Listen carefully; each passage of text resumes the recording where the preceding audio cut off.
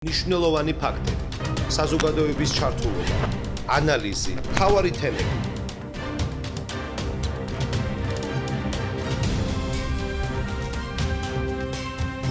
საზოგადოებრივ პოლიტიკურ თოქ-შოუში თემა ნანა რო გადაცემის მეორე ბლოკის სტუმარს წარმოგიდგენთ სპორტულ დაწესებულებათა გაერთიანების საქალაქო ღონისძიებების მართვის განყოფილების უფროსი მანანა მანაგაძე, მაგრამ ქაბოტინი მანანა დღეს აი ამ ტიტულით არ ყავს მოწვეული. ის ჩვენ მოგვითხრობს ამბავს, რომელიც მის ოჯახს, კონკრეტულად მისი დის ოჯახს გადახდა. და ეს ამბავი, ეს ფაქტები, რომლის შესახებაც დღეს გადაცემაში მოგვიწევს საუბარი, არის უამრავი, სამწუხაროდ საქართველოში ჩვენ დავდექით რეალობის წინაშე და უკვე სამწუხაროდ ცნობილია ის, რომ ძალიან ბევრი ბავშვი სამშობიაროდან იქნა გაშორებული. დღევანდელ გადაცემაში ჩვენ არ ვისაუბრებთ, უბრალოდ არა გვაქვს ამის უფლება, არ ჩვენ თავს მივცემთ იმის უფლებას, იმიტომ რომ გამოძიება ჯერ არ არის დაწყებული და თუნდაც იყოს მით უმეტეს უფლება არ გვექნებოდა. რომ დავასახელოთ რომელიმე ექიმის გვარი და სახელი, თუმცა ოჯახმა ეს ძალიან კარგად იცის, ან ექთნის, ან სანიტრის, ან სამშობიაროს და ასე შემდეგ. ჩვენ ამაზე არა ვართ ორიენტირებული. იქნებ დღევანდელი გადაცემით დედას მართლაც ვაპოვნინოთ 37 წლის შვილი, რომელსაც ეძებს 37 წელია. და არაერთი დედა არის ამ დღეში, თქვენ იცით, მთელი საქართველოს მასშტაბით. თუ ჩვენი გადაცემა, დღევანდელი გადაცემა ვინმეს რაიმეში მაინც წაადგება და მით უმეტეს იმ ოჯახს, რომლის წევრიც გახლავთ ქალბატონი მანანა და რომელზეც დღეს გვიწევს საუბარი, ნუ ჩემთვის პირადად და ალბათ ბევრი თქვენგანისთვის ეს იქნება ძალიან დიდი ბედნიერება. დიდი მადლობა ქალბატონ მანანა, როდესაც მე თქვენი სტატუსი წავიკითხე სოციალურ ქსელში, თუ გახსოვთ, მაშინ დაგეკავშირდით, დაგიგეკეთ და შეგეკითხეთ ამ ამბის შესახებ, რომელზეც ახლა თქვენ მოგიწევთ სამწუხაროდ საუბარი, იმიტომ რომ ეს არ არის ზიოლი თემა. რა თქმა უნდა, მოგესალმებით. მივესალმებით ჩვენს მაყურებელს. მადლობა იმისათვის, რომ ამ საკითხით დაინტერესდით. ეს არ არის მხოლოდ ჩემი ერთი კონკრეტული და მხოლოდ ჩემი დის ტრაგედია. ეს საუბედუროდ არის ჩვენი ქვეყნის ტრაგედია. ვეძებ ამ სიტყვას ძალიან ხშირად წავაწყდებით დღეს სოციალურ ქსელებში. ეძებენ დედები 10 წლების წინ მკვდრად გამოცხადებულ შვილებს.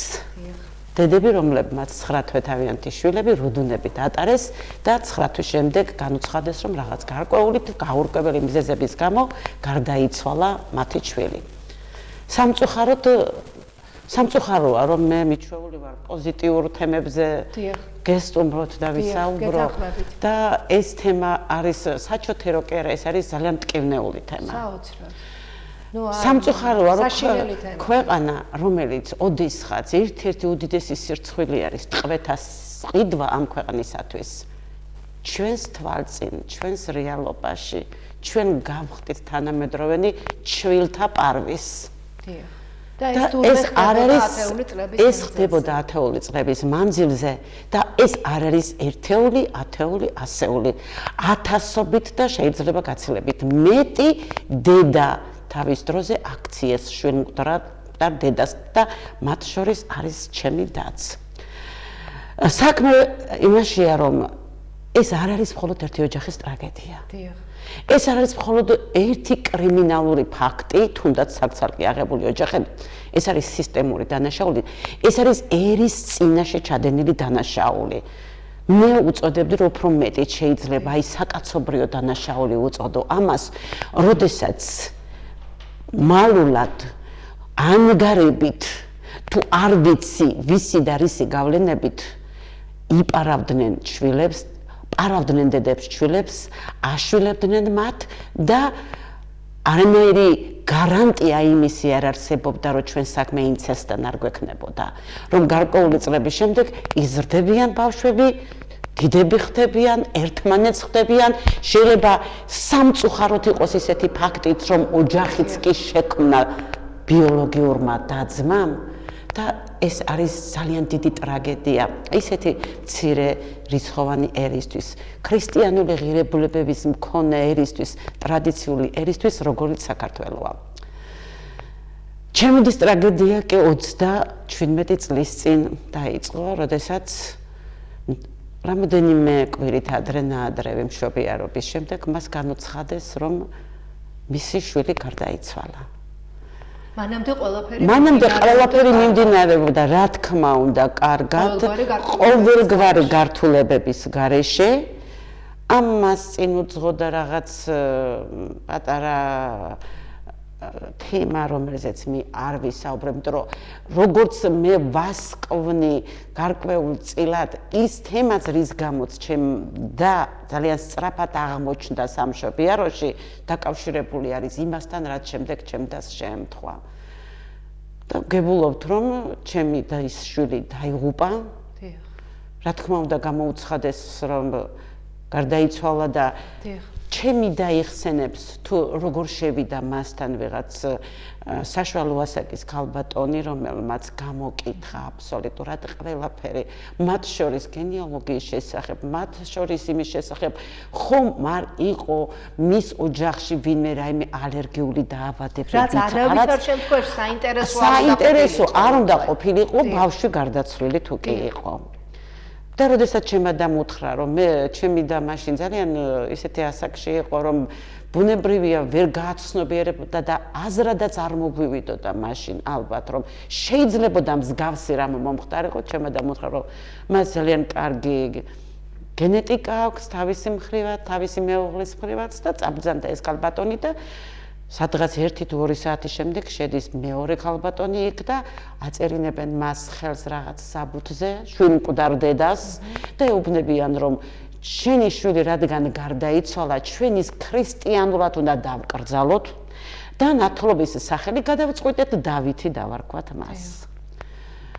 ჩემი დაიხსენებს, რომ აი მე მამამთილს ერქვა დავითი, მაზლიშვილს ერქვა დავითი, მაგრამ ვინაიდან მე ჩემი გარდაცვლილი შვილი სახლში არ მიმყავდა, რა მნიშვნელობა ჰქონდა უკვე რა სახელს დაარქმევდი და მეც რა თქმა უნდა დავთანხმდიო და ჩემი და იმასაც იხსენებს, როდესაც მეორე დღეს სანიტარმა შეაკითხა ოთახში, სადაც იმყოფებოდა და უთხრა, რომ რძე მჭირდება ბავშვის და ჩემ ადამ გაოცებულმა უპასუხა, რომ ჩემი შვილი გარდაიცვალა და რის რძე გჭირდება თუ უკაცრავათო შემეშალაო. სხვასთან უნდა ძალიან ბევრი დამთხევა ის. ძალიან ბევრი საეჭვო მომენტი, რაც უკვე ამ გადასახედიდან, როდესაც ჩვენ ხედავთ, რომ ეს იყო სისტემური დანაშაული, როდესაც ათობით დედამ და შვილმა იპოვა უკვე ერთმანეთი. და ჩვენ ვიცით ასეთი ფაქტები. როგორ მინდა რომ ეს გადაცემაც ასე დასრულდეს მომავალში. მე იმედი მინდა გამოვთქვა, რომ ეს გადაცემაც ასე დასრულდება და მე მომიწევს ამ ეთერში მოსვლა და მადლობის თქმა და ბედნიერების გაზიარება და იმედის მიცემა სხვა დანარჩენი ოჯახებისთვის, დედებისთვის, რომლებიც ალბათ დღე და ღამ იმის დარდში ატარებენ, იმის ფიქრში ატარებენ, რომ მათი შვილი სადღაც სუნთქავს, ცოცხალია და მათ გარეშე თქვა დედა, მათ გარეშე გადადგა პირველი ნაბიჯები და გაიარა ცხოვრების გზა ავადდო კარგად.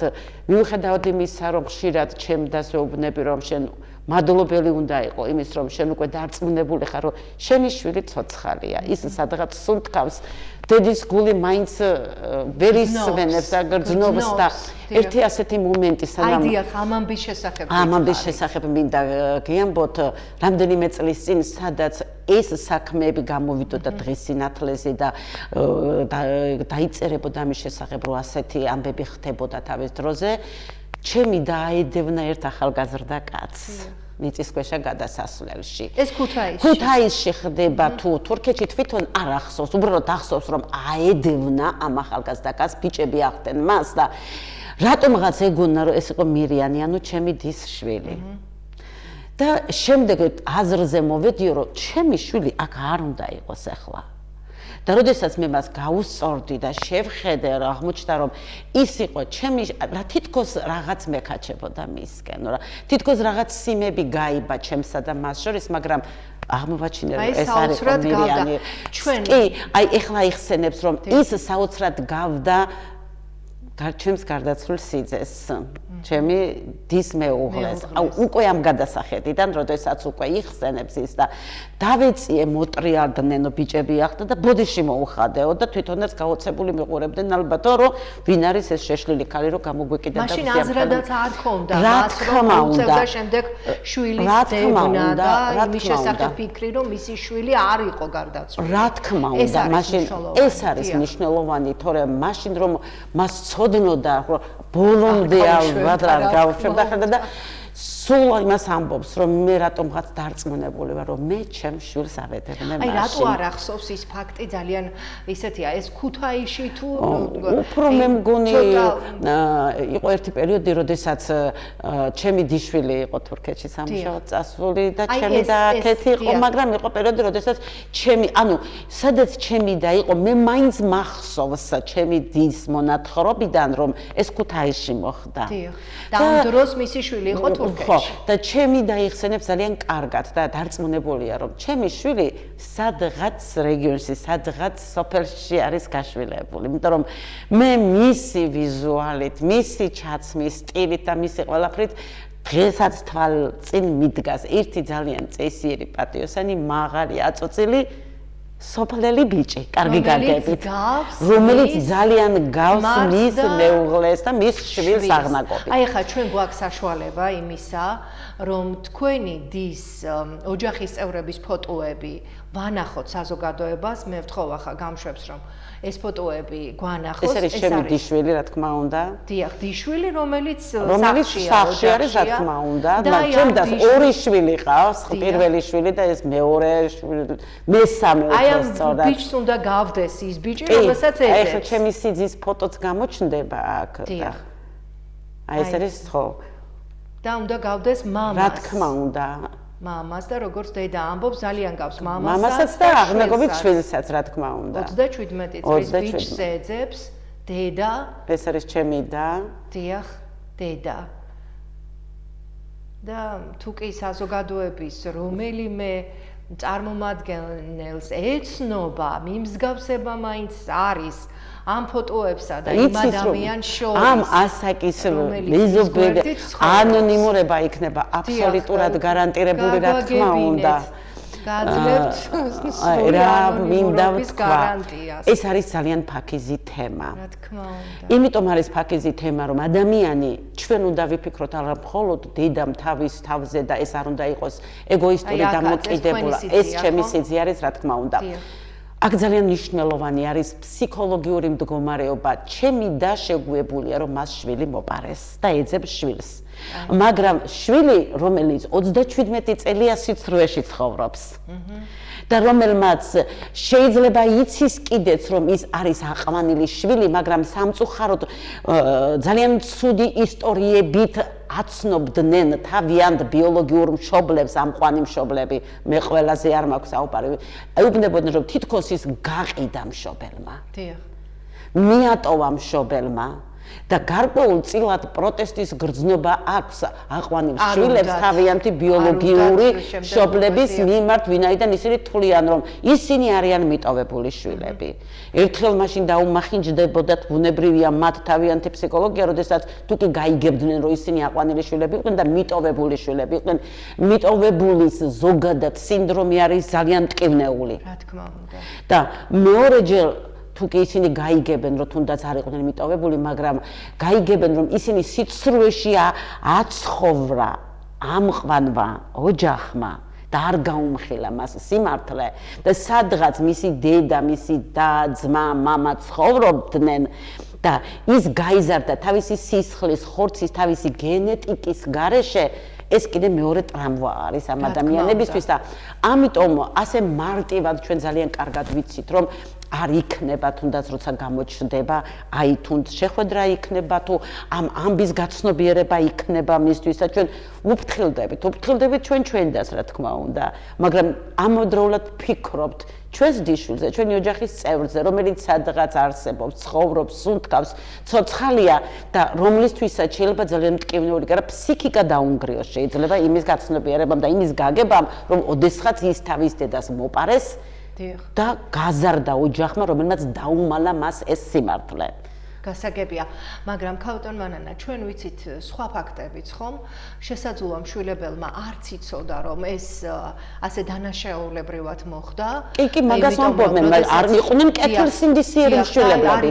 არიან მშობლები, რომლებს ძალიან დიდი ინტერესი აქვთ, რომ შვილი ყავდეთ და თავისთავად მათ ყველაფრის ჯერათ, როდესაც სთავაზობენ ბავშვს, სხვადასხვა მეთოდით. ისინი იჯერებენ სასურველს, მათთვის სასურველს იჯერებენ, რა თქმა უნდა. ჩვენ ვიცით არაერთი ფაქტი, მე არა მაქვს უფლება, არანაირი უფლება რომ დავასახელო, თუმცა ქუთაისშიც ვიცით ძალიან ბევრი კარგი ფაქტები და ისეთი ადამიანების ოჯახში ხდება ეს, რომ საზოგადოების თითქმის მთლიანმა საზოგადოებამ ქუთაისმა იცის, მაგრამ ვერანაირად ვერ დავასახელებ, არა მაქვს კიდევ ვიმეორებ ამის უფლება, როდესაც იპოვა ოჯახმა მისი აი ასე ცუდად გაშვილებული შვილი, ასე მოტყუებით, მოპარვით, სასტიკი დანაშაულით და უკვე არიან ძალიან კარგად ერთმანეთთან და იმ ოჯახთანაც, რომლებმაც აღზარდეს, რომლებმაც ძალიან დიდი შრომა ჩადეს შვილის აღზრდაში, იმიტომ რომ არ არის ხომ იოლი ბავშვის გაზრდა და როდესაც მშობელმა იცის ის, რომ მისი შვილი ზრდებოდა კარგ ადამიანებთან, რომ მის შვილს არაფერი არ აკლდა წლების მანძილზე, პირიქით ასეთ ოჯახთან იზრდებოდა მოტყუებულ ადამიანებთან და არა კრიმინალში მონაწილე ადამიანებთან. რა თქმა უნდა, პირიქით მადლობა უნდა უთხრათ, ამიტომ კიდევ ერთხელ მინდა საზოგადოებას მივმართო და კიდევ ერთხელ მინდა ვთხოვო ჩვენს გამშვებს, რომ კიდევ ერთხელ გვანახოთ ფოტოები, თუ ვინმეს გეცნობათ და ამ მსგავსებთ ამ ადამიანებს, ეს არის სავარაუდო ძმა და ასევე გამოჩნდება მამის ფოტოც იმ პიროვნების, რომელიც 37 წლის წინ 88 წლის 28 ივლისს დაიბადა. 28 ივლისი, 88 წლის 28 ივლისს, თუმცა ხდებოდა შეცვლა დაბადების თვეების კი არა, წელსაც კი ცვლიდნენ, რომ კვალი არეული იყო. მაგრამ ახლო პერიოდში იქნება რა თქმა უნდა. შეიძლება მშობლებიც ისმენენ ახლა. ის მშობლები, ვინც აღზარდა, ვინც დედობა, მამობა გაუწია, ვინც სიყვარული ჩაუნერგა, ვინც სწავლა განათლება მისცა, ვინც ეფოფინებოდა წლების მანძილზე და აი რამდენს ნიშნავს, როდესაც თქვენ გააქვთ შესაძლებლობა ახლა რომ ნამდვილ მშობელს უთხრათ შენი შვილი ცოცხალია, მე გავზარდე და ორივე შვილი იქნება, ეს იქნება გარკვეულწილად კომპენსაცია თავისი შვილის მიმართაც და მისი შვილის ბიოლოგიური დედის მიმართაც, რომელიც ეძებს ჩემი დის დღე იწყება და მთავრდება დილას ზარი საუბარი მის შვილზე ყოველი დღე და მთავრდება საღამოს თავის შვილზე საუბრით, რომ იქნებ რაღაცა და იქნებ როგორღაც და იქნებ ვიღაც ფოტოები ჩაუყარეს და უთხრეს, რომ ეს შეიძლება იყოს შენი შვილი და ყოველთვის ამბობს, რომ მე გული არ მიწევს მისკენ, ეს არ არის ჩემი შვილი. ანუ არის ამის მაგალითი. რა თქმა უნდა, ძალიან ბევრი თვითონაც ეხმიანებიან, ასე შვილები, ახალგაზრდები, ბიჭები, რომლებმაც იციან, რომ აყვანილები არიან და იყო სხვადასხვა რეგიონებიდან, მათ შორის სამეგრელოდან, აღმოსავლეთიდან, შეხვდნენ კიდეც ჩემს დას, მაგრამ გაკეთებული აქვს, რა თქმა უნდა, დატესტილია ჩემი დის-შვილი, ჩვენ ჩაბარებული გვაქვს, რა თქმა უნდა, გენეტიკური ანალიზი და დევს ბაზაში და რა ვიცი, ყველანაირი გზით ვცდილობთ, რომ შედეგზე გავიდეთ. მე ვფიქრობ, რომ ეს არ არის მარტივი თემა და ეს არ არის აი თემა, რომელიც ყურად არ უნდა იყოს არა მხოლოდ საზოგადოებამ, არამედ სახელმწიფომ. მაინც ვთვლი, რომ სახელმწიფომ უნდა თქვას გადამწყვეტი სიტყვა ამ პრობლემის მოგვარებაში. რა თქმა უნდა. იმიტომ რომ არა მხოლოდ იმიტომ, რომ დაისაჯონ ის ადამიანები, შეიძლება ბევრი მათგანი აღარც არის ამ ქვეყანა და ეს იმდენი ხნის წინანდელი ამბებია, არამედ იმისათვის, რომ ქვეყანაში დაისადგუროს სიმშვიდე, სამართლიანობამ და ის საშიშროება გაქრეს, რომელზეც ჩვენ გქონდა საუბარი, ეს არის სისხლის აღრევა, ეს არის ინცესტი, ხო? დიახ. ამიტომ სახელმწიფოს ინტერესებშიც უნდა შედიოდეს ალბათ რაღაც შეიძლება გამოინახოს მასობრივი დატესტვა საზოგადოებისა, სადაც აუცილებლად აღმოჩნდება უკვე და მიაგნებენ და იქ გამოჩნდება უკვე ხო და გენეტიკური კონდით გამოჩნდება, რომ ჩვენ რასთან გვაქვს საქმე და შეიძლება ძალიან დიდი უბედურებისაგან ვიხსნათ ჩვენი მომავალი თაობებით და ჩვენი აი შვილმკვდარი ბჭყალებში ვიტყვი უკვე დედებიც ვაქციოთ ბედნიერ ადამიანებად და დაუბრუნოთ თავიანთი შვილები, ოჯახები გავაემთლიანოთ და შვილები თავიანთ ბიოლოგიურ ოჯახებთან შეიძლება ვერ დაუბრუნოთ. შეიძლება მან არჩევანი გააკეთოს და თული თემა იქნება, რა თქმა უნდა. მან არჩევანი გააკეთოს მისი გამზრდელი და ამყვანი მშობლების სასარგებლოდ და იმიტომ რომ გაზარდა, როგორც თქვენ თქვით, რომ გაზარდა მან ის წლების განმავლობაში განათლება მისცა, როგორც შვილმა არაფერი მე ვიცი, ძალიან ბევრი ოჯახი, ქალბატონ მანანა, თქვენც იცით, რომლებიც აიყვანეს შვილი და თან გადაყოლილები არიან. და რა ვიცი, ყველაფერს აძლევენ და ნამდვილად არანაირად არასხო პირიქით. მე ასე მგონია, რომ უფრო მეტადაც ეპოფინებიან. აქ საუბარი არ არის წართმევაზე და აქ საუბარი არ არის ვიღაცის და აქ საუბარი არის სიმართლის გარკვევაზე. რა თქმა უნდა. და იმის გარკვევაზე, რომ ვინ არის, ადამიანს აქვს უფლება იცოდეს ვინ არის. კი ბატონო, ჩვენ ახლა იმას ვიტოვებთ, ძალიან ბევრი ვისაუბრეთ, ძალიან მტკივნეული თემაა, საშინელი თემაა, როდესაც დედას ართმევენ შვილს და უცხადებენ, რომ მისი შვილი მოუკვდას, ინამდვილეში გააშვილეს. თქვენ იცით, ვინც გააშვილა, ეს კიდე სხვა თემა, თქვენ იცით, რომ სამშობიაროში მოხდა ეს ამბავი, იცით, ვინ იყო ექიმი, იცით, ვინ იყო სანიტარი, ექთანი, ვინ მოქმედებდა, მაგრამ ჩვენ ამის შესახებ ამ გადაცემაში ნამდვილად ვერ ვიტყოდით და არ ვიტყოდით. შესაბამისი ორგანოების და სტრუქტურების და სხვა სტრუქტურა, მაგრამ თუ კი ის ფოტოები, რომელიც თქვენ ნახეთ, ძვირფასო ტელემაყურებლებო, რაღაცის მომცემი მაინც არის თითოეული თქვენგანისთვის, თუ კი გეცნობათ და ვიზუალით ვინმეს ამსგავსებთ, აუცილებლად დაგვეკავშირდით, თქვენი ანონიმურობა იქნება გარანტირებული და ძალიან დიდ საქმეს გააკეთებთ. ორი მშობელი შეხვდება ერთმანეთს და ორივე მშობელს დარწმუნებული ვარ, ერთნაირად და ერთნაირი სიმძაფრით ეყვარება შვილი, რომელიც ერთ დღეს დედას წაართვეს და რომელსაც მეორე მშობელი ზრდის. მე მინდა მიმართვა, ბოლო ჩემი სიტყვა იქნება. ჩვენ გეძებთ და გვიყვარხართ ისე, როგორც ნებისმიერი ჩვენი ოჯახის წევრი. და ჩვენ ვიქნებით ბედნიერები, თუ გიპოვით. ველოდებით გამოხმაურებას, რომ იმედი გვაქვს, რომ ვიპოვით აუცილებლად. ძალიან ძნელია ცრემლების შეკავება. ჩვენ ორივე უკვე ცუდ დღეში ვართ.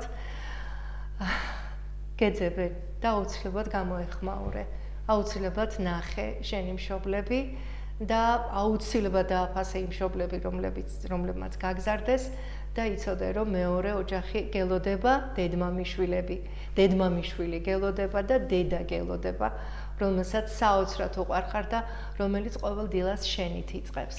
უღრმესი მადლობა. იმედი დავიტოვოთ, რომ რომელიმე გადაცემაში აუცილებლად ვიტყვით, რომ ნახეთ თქვენ ის ახალგაზრდა, რომელიც თქვენი ოჯახის წევრია და იმეც ვიტოვებ, რომ საზოგადოება იქნება ძალიან თბილი და დაინტერესებული, რომ ეს საქმე როგორმე მივიყვანოთ სიკეთისკენ ბოლომდე. მადლობა, რომ იყავით ჩვენთან ერთად. გადაცემის მეორე ბლოკის სტუმარი მანანა მანაგაძე გახლდათ. ტიტული ამ შემთხვევაში არ არის საჭირო, ჩვენი თანაქალაქელი, ადამიანი, რომელიც ეძებს თავის დიშვილს.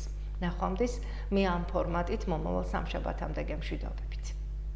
ნიშნულოვანი ფაქტები, საზოგადოების ჩართულობა, ანალიზი, მთავარი თემები.